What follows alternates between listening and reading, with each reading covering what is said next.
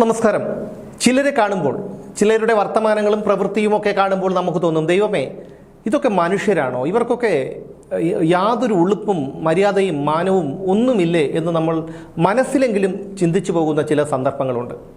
ടി.ഐ. മധുസൂദനൻ, ആ പേര് പെട്ടെന്നാരും മലയാളികൾ മറക്കില്ല. കാരണം ബി കുഞ്ഞികൃഷ്ണൻ എന്നൊരു സാധാരണ സഖാവ് ധനരാജ് രക്തസാക്ഷി ഫണ്ട് വെട്ടിപ്പുമായി ബന്ധപ്പെട്ട് ടി.ഐ. മധുസൂദനൻ്റെ പേര് ഉയർത്താതിരുന്നെങ്കിൽ അങ്ങനെ ഒരു എം.എൽ.എ. കേരളത്തിലുണ്ടെന്ന് മധ്യ കേരളത്തിലുള്ളവരോ തെക്കൻ കേരളത്തിലുള്ളവരോ സ്വപ്നത്തിൽ പോലും കരുതിയിട്ടുണ്ടാകില്ല.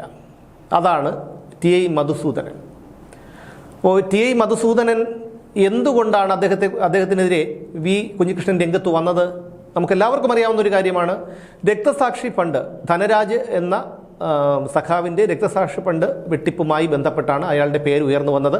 ഇതിനെക്കുറിച്ചുള്ള വ്യക്തമായിട്ടുള്ള വിവരങ്ങളൊക്കെ തെളിവുകൾ സഹിതം ബി കുഞ്ഞികൃഷ്ണൻ പുറത്തുവിട്ടിട്ടുണ്ട്.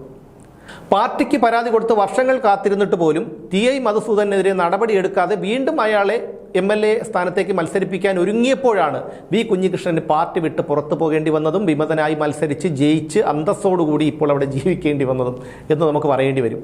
ടി.ഐ. മധുസൂദൻ്റെയൊക്കെ ഒരു അവസ്ഥ നമുക്കറിയാം. കാരണം ചത്തതിനൊക്കുമേ ജീവിച്ചിരിക്കലും എന്ന് പറയുന്ന മട്ടിലാണ് ഈ കുറേ CPM-ൻ്റെ പഴയ എം.എൽ.എമാരുടെയൊക്കെ അവസ്ഥ. എം.എൽ.എമാരുടെ മാത്രമല്ല, ഈ പിണറായി വിജയൻ അടക്കമുള്ള നേതാക്കളുടെ അവസ്ഥ. മറ്റാരെങ്കിലും ആയിരുന്നെങ്കിൽ ഇതെല്ലാ പണിയും മതിയാക്കി വേറെ എങ്ങോട്ടെങ്കിലും പോയിരുന്നു, പെട്ടിക്കടയിട്ടെങ്കിലും ഉപജീവനം നടത്താമെന്ന് ചിന്തിച്ച് അതിനോ അല്ലെങ്കിൽ വല്ല കരിക്കല്ല് ചുമക്കാനോ ഓട്ടോറിക്ഷ ഓടിക്കാനോ ഒക്കെ പോയേനെ. കാരണം അന്തസ്സും ആത്മാഭിമാനവും ഉള്ളവരാണെങ്കിൽ, ഞാൻ ഉള്ളവരെ കുറിച്ചാണ് പറയുന്നത്. അപ്പോൾ എന്തായാലും ഈ രക്തസാക്ഷി ഫണ്ട് വെട്ടിപ്പുമായി ബന്ധപ്പെട്ട് വി കുഞ്ഞികൃഷ്ണൻ ടി.ഐ. മധുസൂദനൻ്റെ പേര് ഉയർത്തിയതോടെ അയാൾക്കിതിലുള്ള പങ്കിനെക്കുറിച്ച് നമുക്ക് എല്ലാവർക്കും ബോധ്യമായതാണ്. എന്ന് മാത്രമല്ല, ഇനി മറ്റുള്ളവരുടെ കാര്യം മാറ്റിവെച്ചാൽ പോലും ടി.ഐ. മധുസൂദനെ കുറിച്ച് അറിയാവുന്ന, പയ്യന്നൂരിലെ രാഷ്ട്രീയം അറിയാവുന്ന ഈ പാർട്ടിക്കുള്ളിലുള്ളവർക്ക് ടി.ഐ. മധുസൂദനൻ ഫണ്ട് വെട്ടിച്ചു എന്നുള്ളൊരു ബോധ്യമുള്ളത് കൊണ്ടാണ് അവിടുത്തെ സഖാക്കൾ ഈ മധുസൂദനെ തോൽപ്പിച്ചത്. ഇപ്പോൾ ഈ മധുസൂദനൻ്റെ ഒരു ഫേസ്ബുക്ക് പോസ്റ്റ് കാണാനിടയായി. അതിൽ ഈ രക്തസാക്ഷി ആയ ധനരാജിൻ്റെ ഓർമ്മകളാണ് അയാൾ പങ്കുവച്ചിരിക്കുന്നത്. ആ ഒരു ഫേസ്ബുക്ക് പോസ്റ്റ് ഞാനൊന്ന് വായിക്കാം. 10 വർഷങ്ങൾ, ഒരു പതിറ്റാണ്ട് കാലം എത്ര വേഗമാണ് കടന്നുപോയത്. 2016 ജൂലൈ 11 രാത്രി, കാലം എത്ര കഴിഞ്ഞാലും മറക്കാനാവില്ല. സത്യത്തിൻ്റെ മരവിപ്പിൽ ആശുപത്രി വരാന്തയിൽ നിൽക്കുന്ന നേരം മുതൽ കൺമുന്നിൽ ഓർമ്മകൾ ഇങ്ങനെ കടന്നു പോവുകയായിരുന്നു. ഒരു വെല്ലുവിളിക്ക് മുന്നിലും കീഴടങ്ങാത്ത ധീരതയുടെ മറുപേരായിരുന്നു ധനരാജ്. സ്നേഹം കൊണ്ട് മനസ്സ് കീഴടക്കുന്ന വിശാല സൗഹൃദങ്ങളുടെ ഉടമ. ഭയപ്പെടുത്തി പിന്തിരിപ്പിക്കുക എന്ന വർഗീയവാദികളുടെ ലക്ഷ്യം പരാജയപ്പെട്ടു. പോയ പതിറ്റാണ്ടുകളിൽ പയ്യന്നൂരിലെ പ്രസ്ഥാനം നേരിടേണ്ടി വന്ന കടന്നാക്രമണങ്ങൾ ചെറുതായിരുന്നില്ല. എത്രയോ സഖാക്കളുടെ ത്യാഗം, ജയിൽവാസം, കള്ളക്കേസുകൾ ചുമത്തി കേഡർമാരെ ഇല്ലാതാക്കാനുള്ള ശ്രമങ്ങൾ, എന്തെല്ലാം നാം അതിജീവിച്ചു. ധനരാജിൻ്റെ പ്രസ്ഥാനം കൂടുതൽ കരുത്തോടെ മുന്നോട്ട് കുതിച്ചു. ഓർമ്മകളിൽ ധനരാജ് ജ്വലിക്കുകയാണ്, കീഴടങ്ങാത്ത സമരവീര്യത്തിൻ്റെ അടയാളമായി എന്ന് പറഞ്ഞാണ് ഈ ഉളുപ്പില്ലാതെ ടി.ഐ. മധുസൂദനൻ ഈ ഒരു ഫേസ്ബുക്ക് പോസ്റ്റ് പങ്കുവച്ചിരിക്കുന്നത്. ധനരാജിൻ്റെ പേരിൽ നടത്തിയ പിരിവിൽ നിന്നാണ് ഇയാൾ കൈയിട്ട് വാരിയത് എന്നുള്ള കാര്യം എല്ലാവർക്കും ബോധ്യമായിട്ടുള്ളതാണ്. പക്ഷേ ഇപ്പോഴും അത് സമ്മതിച്ചു തരേണ്ട ആവശ്യമൊന്നുമില്ല. കാരണം ഒരിക്കലും കള്ളൻ താൻ തെറ്റ് ചെയ്തിട്ടുണ്ട്, ഞാൻ മോഷ്ടിച്ചിട്ടുണ്ടെന്ന് ഒരു കള്ളനും സമ്മതിക്കില്ല. പിന്നെ പോലീസുകാർ ഇടിച്ച് സത്യം പറയിപ്പിക്കേണ്ടി വരും.